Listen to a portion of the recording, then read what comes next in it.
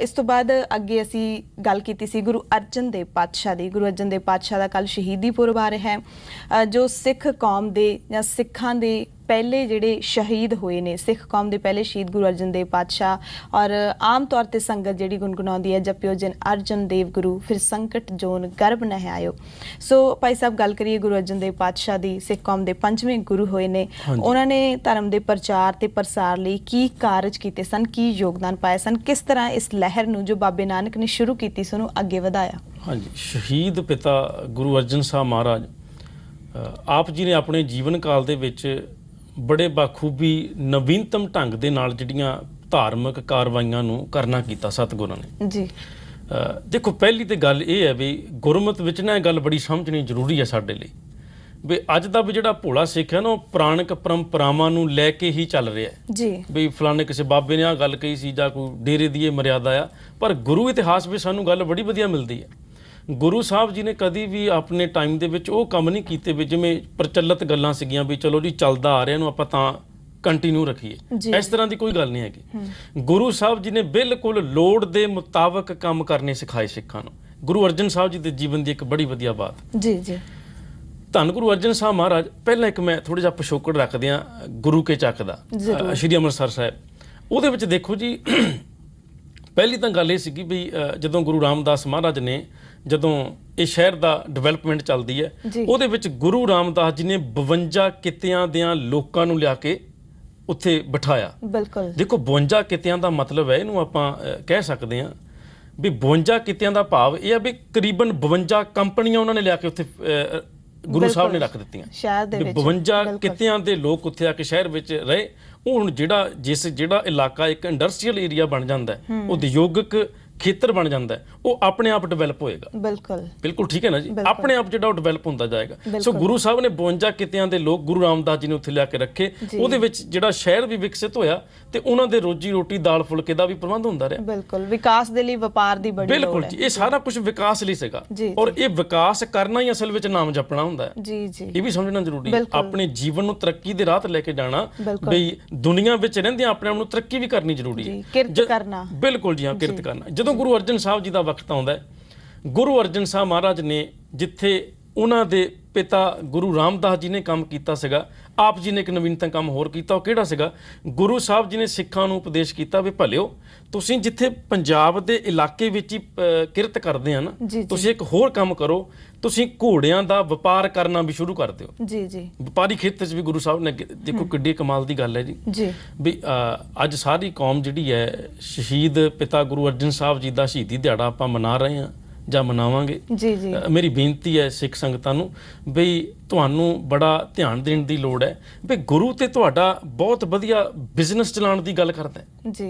ਗੁਰੂ ਸਾਹਿਬ ਤੇ ਆਪਣੇ ਆਪ ਦੇ ਵਿੱਚ ਇੱਕ ਚੰਗੀ ਕਿਰਤ, ਕਿਉਂਕਿ ਗੁਰੂ ਸਾਹਿਬ ਆਪ ਕਿਰਤੀ ਨੇ। ਸ਼੍ਰੀ ਗੁਰੂ ਗ੍ਰੰਥ ਸਾਹਿਬ ਮਹਾਰਾਜ ਜੀ ਦੀ ਬਾਣੀ ਵਿੱਚ ਜਿੰਨੇ ਭਗਤ ਸਾਹਿਬਾਨ ਨੇ ਉਹ ਸਾਰੇ ਕੋਈ ਕਿਸੇ ਬਿਲੜ ਬੰਦੇ ਨੂੰ ਗੁਰੂ ਘਰ ਵਿੱਚ ਕੋਈ ਥਾਂ ਨਹੀਂ। ਬਿਲकुल जी। जिन्ने भी भगत साहबान ने, भगत रविदास साहब जी, बाबा धन्ना जी, बाबा कबीर साहब जी हो गए, वो सारे दे सारे अपने आप दे विच किरती ने, हत्थी किरत करदे सी। बिल्कुल जी हाँ। सो किरत जिहड़ी प्रधान मन्नी गई है, किरत नूं सब तो पहलां अगे कीता गया गुरमत ते गुरु अर्जन साहब जी ने उस किरत नूं डिवेलप करन लई एक नवां पक्ष उत्थे लैके रख दित्ता भी सिखो तुसीं जदों तक इत्थे बैठे जे विहले नहीं खाना जे। बिल्कुल की करना है? किरत करनी है। बिल्कुल इसे करके भाई गुरदास जी ने गल कही है भी किरत विरत कर धर्म दी लै प्रसाद आण वरतन दा।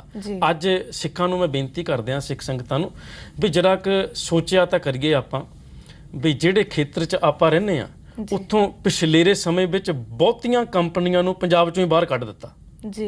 जागण दी लोड़ है भी असीं जिहड़ा गुरु अर्जन साहब जी दा शहीदी दिहाड़ा मनाउणा आ ਉਹਦੇ ਵਿੱਚ ਗੁਰੂ ਦੇ ਇਤਿਹਾਸ ਤੋਂ ਆਪਾਂ ਸਿੱਖਿਆ ਲੈ ਲਈਏ ਵੀ ਭਲਿਓ ਗੁਰੂ ਜਿਹੜਾ ਆ ਉਹ ਤੇ ਆਪਣੇ ਆਪ ਦੇ ਵਿੱਚ ਬਹੁਤ ਚੰਗਾ ਕਿਰਤੀ ਹੈ ਤੇ ਕਿਰਤੀ ਲੋਕਾਂ ਨੂੰ ਗੁਰੂ ਵਸਾਉਂਦਾ, ਉਜਾੜਦਾ ਬਿਲਕੁਲ ਨਹੀਂ ਹੈ। ਬਿਲਕੁਲ ਬਲਕਿ ਗੁਰੂ ਰਾਮਦਾਸ ਜੀ ਮਹਾਰਾਜ ਨੂੰ ਸਲੂਟ ਹੈ, ਨਮਸਕਾਰ ਹੈ ਧੰਨ ਗੁਰੂ ਰਾਮਦਾਸ ਜੀ ਨੂੰ ਜਿਨ੍ਹਾਂ ਨੇ ਆਪਣੇ ਵਕਤ ਦੇ ਵਿੱਚ 52 ਕਿਰਤੀ ਲੋਕਾਂ ਨੂੰ ਉੱਥੇ ਲਿਆ ਕੇ ਰੱਖਿਆ ਤੇ ਸ਼ਹਿਰ ਦੀ ਵਿਕਾਸਤਾ ਦੇ ਵੱਲ ਉਹਨਾਂ ਨੇ ਕਦਮ ਪੁੱਟੇ ਜੀ। ਔਰ ਅੱਜ ਵੀ ਸ਼ਾਇਦ ਉਸ ਬਾਜ਼ਾਰ ਨੂੰ ਗੁਰੂ ਬਾਜ਼ਾਰ ਕਰਕੇ ਜਾਣਿਆ ਜਾਂਦਾ ਅੰਮ੍ਰਿਤਸਰ ਸ਼ਹਿਰ ਦੇ ਵਿੱਚ। ਹਾਂਜੀ ਬਿਲਕੁਲ ਜੀ।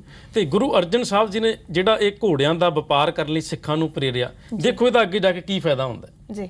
ਜਿਹੜਾ ਬੀਜ ਸੀਗਾ ਗੁਰੂ ਅਰਜਨ ਸਾਹਿਬ ਜੀ ਨੇ ਬੋ ਦਿੱਤਾ। ਤੇ ਬਾਅਦ ਵਿੱਚ ਇਹਦਾ ਫਾਇਦਾ ਕੀ ਹੋਇਆ, ਜਦੋਂ ਗੁਰੂ ਹਰਗੋਬਿੰਦ ਸਾਹਿਬ ਮਹਾਰਾਜ ਦਾ ਵਕਤ ਆਉਂਦਾ ਹੈ, ਜਿਹੜੇ ਸਿੱਖ ਦੂਰ ਦਰਾਡੇ ਤੋਂ ਘੋੜੇ ਲੈ ਕੇ ਆਉਂਦੇ ਸਨ, ਇੱਕ ਆਮ ਗੱਲ ਸੀਗੀ ਵੀ ਜਿਹਨੇ ਘੋੜਾ ਲੈ ਕੇ ਆਉਣਾ ਤੇ ਘੋੜਾ ਉਹਨੂੰ ਆਪਣੇ ਆਪ ਦੇ ਵਿੱਚ ਘੋੜੇ ਦੀ ਸਵਾਰੀ ਕਰਨਾ ਵੀ ਸਿੱਖ ਜਾਂਦੇ ਸਨ ਸਿੱਖ। ਸੋ ਇਹ ਇੱਕ ਫੌਜੀ ਕਾਰਵਾਈ ਵਿੱਚ ਵੀ ਹਿੱਸਾ ਸਾਬਤ ਬਣਿਆ।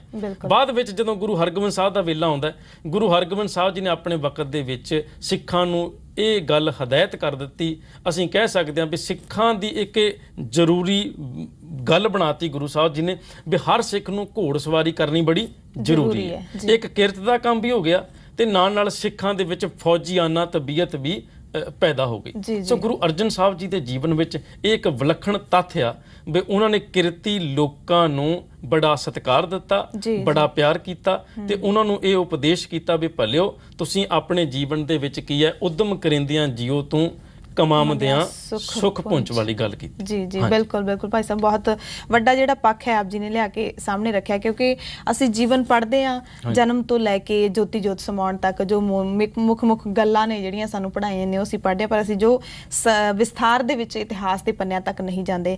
ਸੋ ਹੋਰ ਕਿਸ ਤਰ੍ਹਾਂ ਗੁਰੂ ਸਾਹਿਬ ਨੇ ਪ੍ਰਚਾਰ ਤੇ ਪ੍ਰਸਾਰ ਦੇ ਵਿੱਚ ਯੋਗਦਾਨ ਪਾਇਆ ਸੀ ਔਰ ਸ਼ਹਾਦਤ ਤੱਕ ਫਿਰ ਕਿਸ ਤਰ੍ਹਾਂ ਪਹੁੰਚੇ, ਸ਼ਹਾਦਤ ਦੀ ਨੌਬਤ ਕਿਉਂ ਆਈ? ਹਾਂ, ਇਹ ਬੜਾ ਜੀ ਪਿਆਰਾ ਬਾਤ ਆਪ ਜੀ ਨੇ ਸਾਂਝੀ ਕੀਤੀ ਹੈ ਜੀ।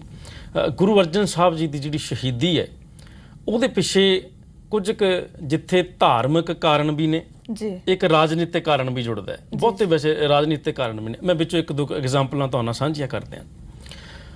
ਗੁਰੂ ਘਰ ਦੇ ਵਿੱਚੋਂ ਜਿਹੜਾ ਪ੍ਰਚਾਰ ਹੁੰਦਾ ਉਹ ਹੈਗਾ ਜੀ, ਦੇਖੋ ਜਦੋਂ ਆਪਾਂ ਰੋਜ਼ਾਨਾ ਇੱਕ ਓੰਕਾਰ ਪੜ੍ਹ ਲੈਂਦੇ ਆ ਤੇ ਆਪਣੇ ਆਪ ਦੇ ਵਿੱਚ ਜਿਹੜਾ ਇਹ ਇੱਕ ਬਗਾਵਤ ਕਰਨ ਵਾਲੀ ਗੱਲ ਬਣ ਜਾਂਦੀ ਹੈ। ਅਸੀਂ ਬਿਲਕੁਲ ਸਾਰੀ ਦੁਨੀਆ ਤੋਂ ਵੱਖਰੇ ਹੋ ਜਾਂਦੇ ਆ ਜਦੋਂ ਅਸੀਂ ਰੋਜ਼ਾਨਾ ਇੱਕ ਓੰਕਾਰ ਕਹਿ ਦਿੰਦੇ ਆ।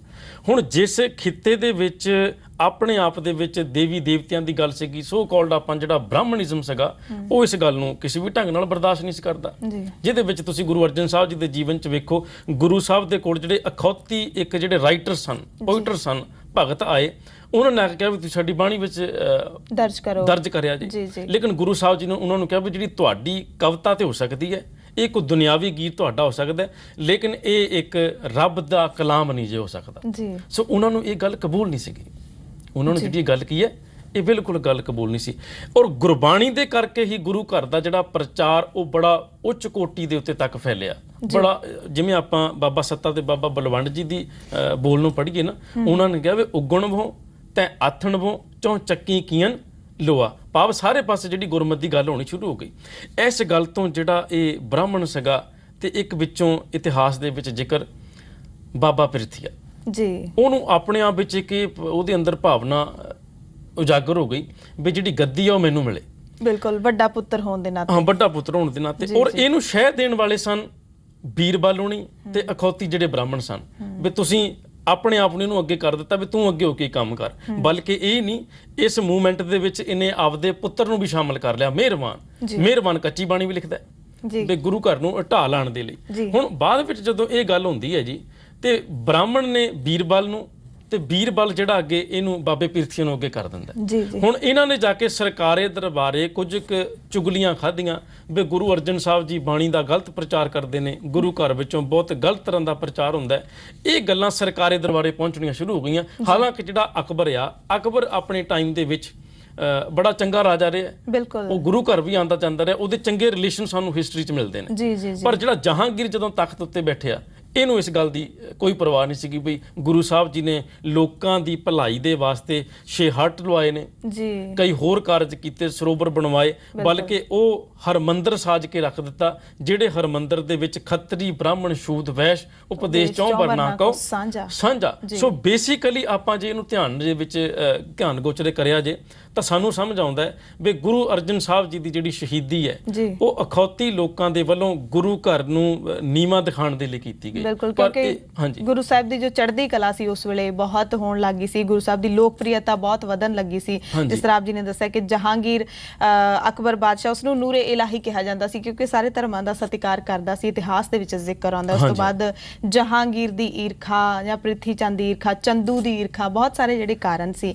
ਸੋ ਇੱਕ ਜੋ ਪ੍ਰਚਾਰ ਦੇ ਕਾਰਜਾਂ ਦੀ ਅਸੀਂ ਗੱਲ ਕਰ ਰਹੇ ਹਾਂ ਅੱਜ, ਗੁਰੂ ਸਾਹਿਬ ਨੇ ਸਭ ਤੋਂ ਵੱਡੀ ਜਿਹੜੀ ਦੇਣ ਦਿੱਤੀ ਸੀ ਸ਼੍ਰੀ ਗੁਰੂ ਗ੍ਰੰਥ ਸਾਹਿਬ ਜੀ ਦਾ ਸੰਪਾਦਨ ਕਰਨਾ। ਗੁਰੂ ਨਾਨਕ ਪਾਤਸ਼ਾਹ ਦੇ ਵੇਲੇ ਤੋਂ ਲੈ ਕੇ ਪੰਚਮ ਪਾਤਸ਼ਾਹ ਤੱਕ, ਚੌਥੇ ਪਾਤਸ਼ਾਹ ਤੱਕ ਬਾਣੀ ਨੂੰ ਸੰਕਲਿਤ ਕਰਨਾ, ਇਕੱਠੇ ਕਰਨਾ ਬਹੁਤ ਵੱਡਾ ਕਾਰਜ ਆ ਜਿਹੜਾ ਉਹਨਾਂ ਨੇ ਨਿਪਰੇ ਚਾੜਿਆ ਸੀ, ਔਰ ਕਿਸ ਤਰ੍ਹਾਂ ਨਾਲ ਉਹਨਾਂ ਨੇ ਇਹ ਕਾਰਜ ਸੰਪੂਰਨ ਕੀਤਾ, ਇਸ ਬਾਰੇ ਵੀ ਜ਼ਰੂਰ ਜਾਣਨਾ ਚਾਹਾਂਗੇ। ਹਾਂਜੀ, ਬੜਾ ਪਿਆਰਾ ਆਪ ਜੀ ਦਾ ਇਹ ਵਿਚਾਰ ਹੈ ਜੀ।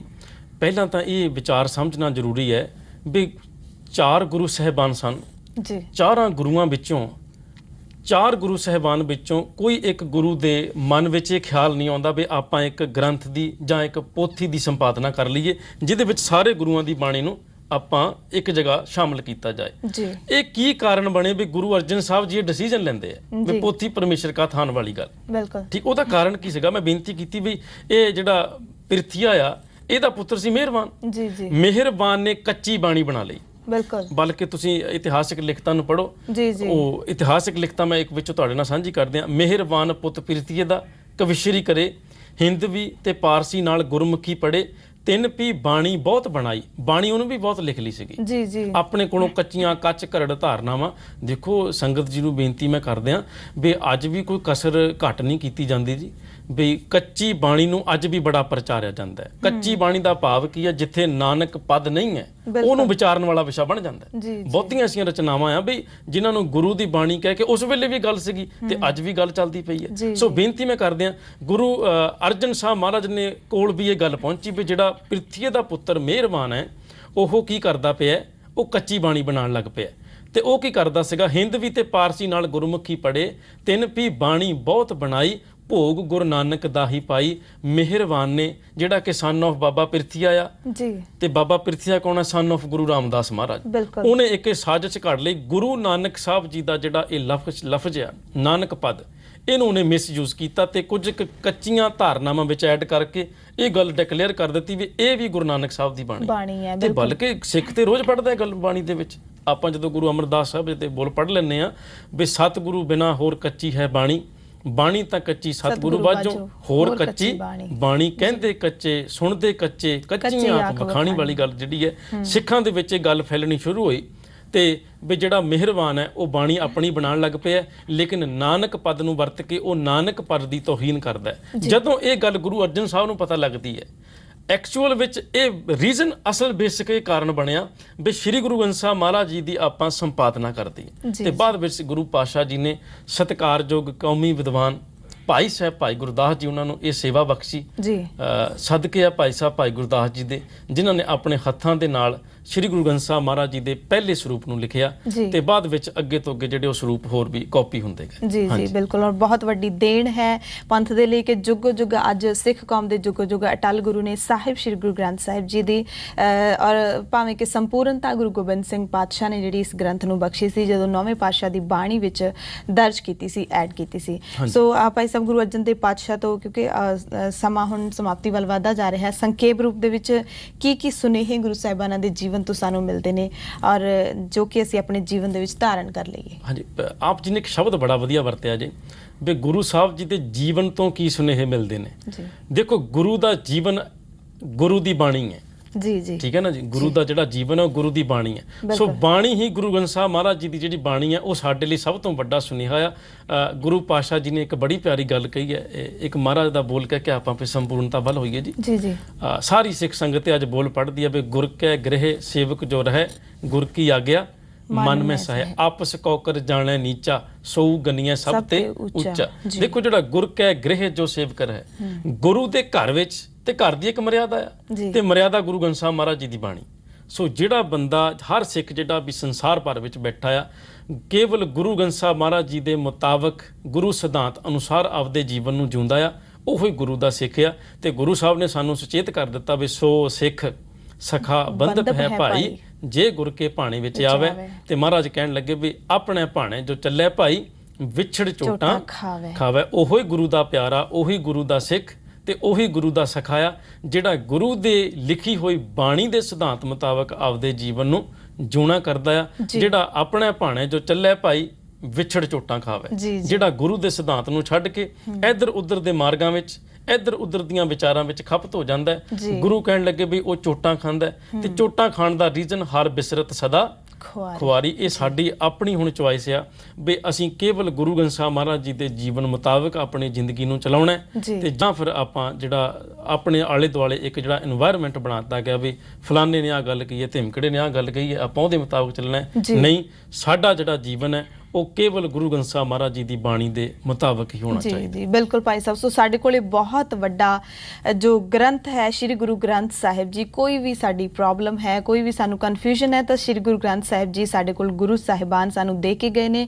ਅਸੀਂ ਬਾਣੀ ਨਹੀਂ ਪੜਾਂਗੇ ਤਾਂ ਹੋਰ ਕੌਣ ਪੜੇਗਾ? ਬਾਣੀ ਨੂੰ ਰੱਟਣਾ ਨਹੀਂ ਹੈ, ਬਾਣੀ ਨੂੰ ਪੜ੍ਹਨਾ ਹੈ, ਜਪਣਾ ਹੈ ਔਰ ਗੁਰੂ ਸਾਹਿਬਾਨਾਂ ਦਾ ਜੀਵਨ ਗੁਰੂ ਗ੍ਰੰਥ ਸਾਹਿਬ ਜੀ ਦੀ ਬਾਣੀ ਹੀ ਹੈ, ਜਿਸ ਤਰ੍ਹਾਂ ਭਾਈ ਸਾਹਿਬ ਨੇ ਬਹੁਤ ਵਧੀਆ ਤਰੀਕੇ ਨਾਲ ਸਾਨੂੰ ਸੁਨੇਹਾ ਦਿੱਤਾ ਹੈ। ਸੋ ਗੁਰੂ ਅਰਜਨ ਦੇਵ ਪਾਤਸ਼ਾਹ ਦਾ ਸ਼ਹੀਦੀ ਪੁਰਬ ਹੈ। ਕੱਲ ਨੂੰ ਵੀ ਅਸੀਂ ਏਕ ਓਂਕਾਰ ਦੇ ਵਿੱਚ ਖਾਸ ਪ੍ਰੋਗਰਾਮ ਗੁਰੂ ਅਰਜਨ ਦੇਵ ਜੀ ਦੀ ਸ਼ਹੀਦੀ ਨੂੰ ਸਮਰਪਿਤ ਲੈ ਕੇ ਆਵਾਂਗੇ ਤੇ ਕੱਲ ਸਾਡੇ ਨਾਲ ਜੁੜਨਗੇ ਗਿਆਨੀ ਹਰਨਾਮ ਸਿੰਘ ਜੀ ਖਾਲਸਾ। ਸੋ ਭਾਈ ਸਾਹਿਬ ਬਹੁਤ ਬਹੁਤ ਧੰਨਵਾਦ ਆਪ ਜੀ ਦਾ ਅੱਜ ਸਟੂਡੀਓ ਦੇ ਵਿੱਚ ਪਹੁੰਚਣ ਦੇ ਲਈ। ਬਹੁਤ ਬਹੁਤ ਧੰਨਵਾਦ ਜੀ।